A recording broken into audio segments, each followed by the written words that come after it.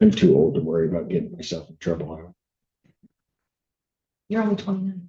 Right. Okay. So maybe. Will Judge Simpson hold onto his authority, or is he about to hand over the gavel? Welcome to a courtroom where judicial efficiency just hit a major legal roadblock. Today, we'll dive into the procedural maze of 14A1 District Court where Judge Simpson is faced with a case so complex, it's being fought on two different dockets at once. In a world where jurisdiction is everything, we're seeing a bold attempt to keep this case in front of a judge who knows every detail. But with a surprise filing in the circuit court before a new judge, the game just changed. Will Judge Simpson hold onto his authority, or is he about to hand over the gavel? Let's find out. Your Honor, Randy Cooper, appearing on behalf of plaintiffs. Good morning. Your Honor, Travis Gagne on behalf of defendants, Eric and Paula Cassidy. All right. Very good. All right. This is actually the time and date for your motion, I do believe. Oh. Isn't it? The motion for this court to assume jurisdiction. Yes, Your Honor. All right. Yes, go ahead. Yes, Your Honor.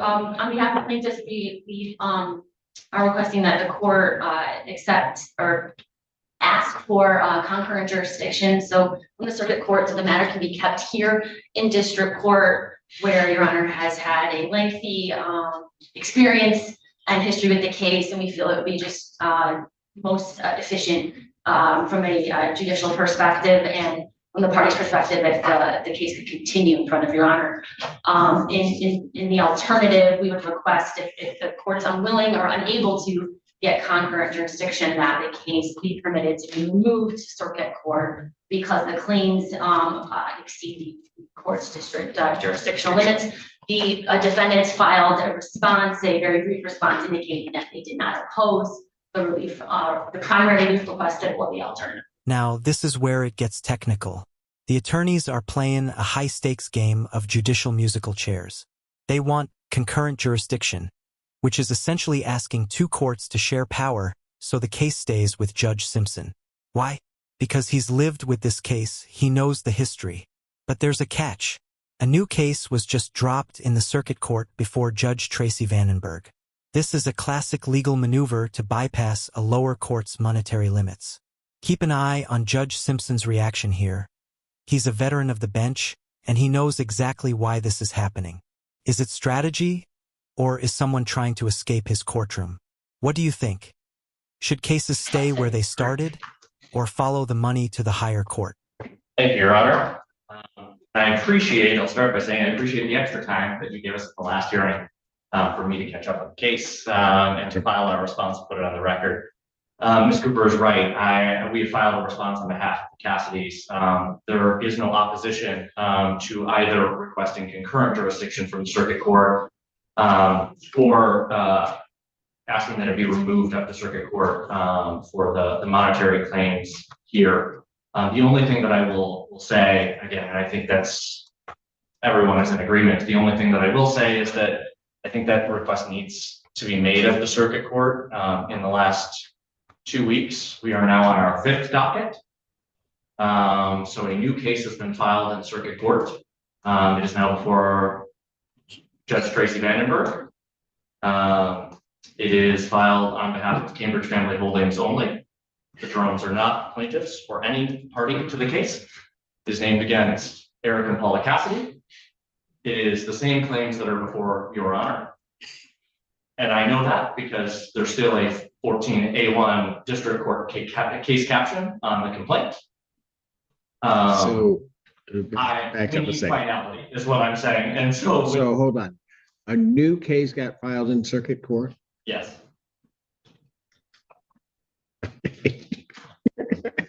I missed out. Yeah, I figured as much. All right. So that means that there are 2 cases pending in circuit now? There are now 2 pending cases in circuit court.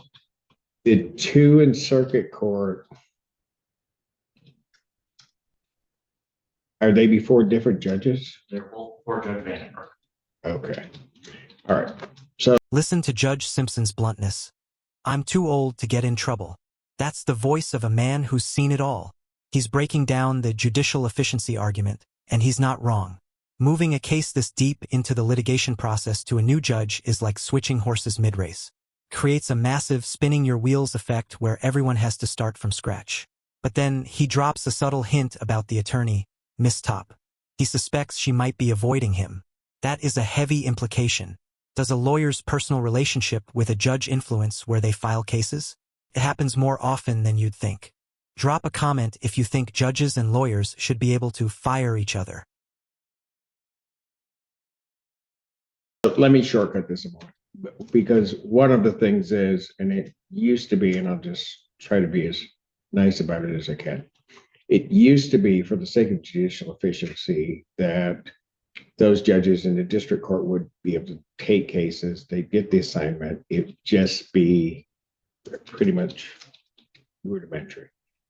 What has come up in a couple of cases, so some do go through, some don't, is that there isn't a concurrent plan that would allow this court to take it, which is very odd.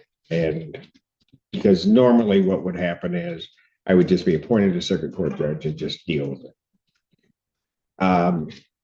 Personally, and as a judge, I don't have any objection to doing that. I don't think that that process would work. I don't think that it's beneficial. And again, this is my personal feelings. I don't think that it's beneficial for the parties. I think counsel is right. I've been dealing with this case, I don't know how long. And I don't know how far Judge Vandenberg has gotten into it. I mean, I'm sure she'll catch herself up and do what is necessary. But it seems to me that you're going to be spinning your wheels there, trying to just catch up. I will say also, now knowing what you've told me about another case being filed, that doesn't surprise me. And Miss Tope is not here, is she? She's not here. It gonna be, I'm too old to worry about getting myself in trouble.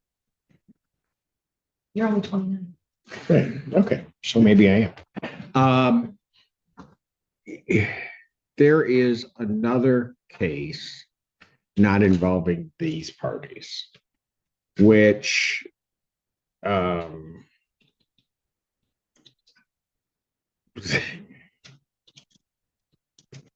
had the same issues regarding Miss Tope's involvement. That I basically had to, I don't want to say force her, but she had to withdraw from that case. So I would suspect that Miss Tope did that because Miss Tope may not want to see me. Just be blunt about that, but that's okay. I get that. So that indeed does not surprise me at all. And there it is, the ruling. Judge Simpson is officially removing the case. It's a bittersweet moment for the bench. He's even saying he'll miss the lawyers, but don't think this is the end of the drama. He's leaving the door wide open, basically telling Judge Vandenberg, if you don't want it, send it back. This is a rare display of judicial humility mixed with a warning about wasted time. The attorneys realize they're about to lose their home court advantage, which is why they're suddenly asking for a stay or a sidebar. They are desperate to keep Simpson involved. Would you want a judge who's friendly but knows your case? Or a fresh set of eyes that might be more objective? So I think in ruling on this motion, I think what's going to happen is it's going to have to be moved up to Judge Vandenberg for her to hear this case. If Judge Vandenberg in some way wants to send it back, and I want to make this very clear, I have no objection whatsoever to the issues coming back before me. None whatsoever on it. And so, and if she believes that I could we could go through a process of maintaining, let this court rule on it, her certifying this court's rulings. However she may see that type of procedure, if it could work, I don't have a problem. And so that's how I'm going to rule on this, that the case needs to be removed. She does have the power to send it back to me if she believes that that's the case. Sorry. I'm going to miss you guys. All right. Okay. Anything else before that removal becomes final that I need to deal with? No. And can I just say one other thing? And I don't know what you guys were talking about, but if, and not only if Judge Vandenberg wants to send it back, but if there are portions of this that, because of where we are in this case, that Judge Vandenberg does not have a problem with this court ruling and wants to do that, I am not going to have any objection to that, because I think it's a waste of time and effort from that the parties have put into the case to have to do it this way. So go ahead. Sure. We just have a quick sidebar. We would like to request. We know where you are coming down on this. We would like to request you to put another conference maybe on the calendar in 2 weeks and hold this under advisement before making a ruling, to allow the parties who are here in the courtroom today to further discuss before this gets removed from your courtroom. Okay. You agree with that? Sense to you. Yes, Your Honor. We would request that the decision be held in abeyance for now, For and then we reconvene in 2 weeks. Do I have 2 weeks? You have the 10th and the 17th. 10th or the 17th, whichever. You know what? Is that February 17th? Yes. You're not going to want to be here that day. Why? I think there's going to be a lot of press around here. On the 10th, you said? On the 17th. Yeah, I'm free to. Okay. So Yeah.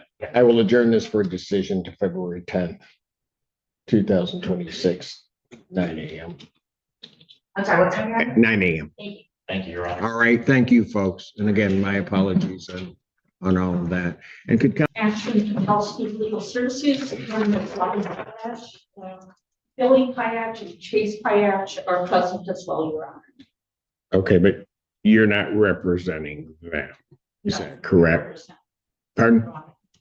You only, because she's a student. I got it. Which is a weird thing that you guys need to change that. I'm just saying. So, Your Honor, we've discussed this case at a couple of mediation sessions. We've also discussed it down the hall. We're continuing to have some settlement discussions, counsel and I. There's still some paperwork we want to exchange. But I think what I would ask the court to do is maybe set this for a trial date. It's been pending for some time, maybe for March. I do have 2 trials set in February already. I am playing well with others. I do want you to know that. It's just cases that aren't reaching finality like they're supposed to be, or what I'd like them to be. So what I was hoping is we could maybe set this for a trial date, and counsel and I would continue to talk between now and then. Your Honor, I would agree, we're continuing discussions to try to settle. March is too early, in my opinion. I would like to have some formal discovery as well, including possibly a deposition. I'm hoping that we could do a trial date near the end of May. End of May? If there's, may Yes. All right. Record should reflect we've had a bench conference in this case. What I'm going to do is I'm not going to allow any other additional discovery. Counsel, the way this court operates, they're to cooperate with each other, but I'm not going to allow depositions at this point. I will entertain that request at a later date if necessary. With regard to dates on this case, I will set a final settlement conference on this for March 3rd, 2026 at 9 a.m. I'll set a non-jury trial date for March 25th, 2026 at 9 a.m. Okay, In a courtroom where history and strategy collide, we just watched Judge Simpson navigate a complex jurisdictional handoff. While the case is moving to the circuit court, the judge made it clear he's ready to step back in if the system allows. We also saw a glimpse of future battles with the setting of a non-jury trial for March, proving that even when the venue changes, the march toward justice never stops. Today was a masterclass in how legal limits can force a case out of familiar hands and into the unknown. If you found this legal tug-of-war as fascinating as we did, make sure to hit that like button, share your thoughts on Judge Simpson's blunt honesty in the comments, and don't forget to subscribe for more jaw-dropping courtroom breakdowns.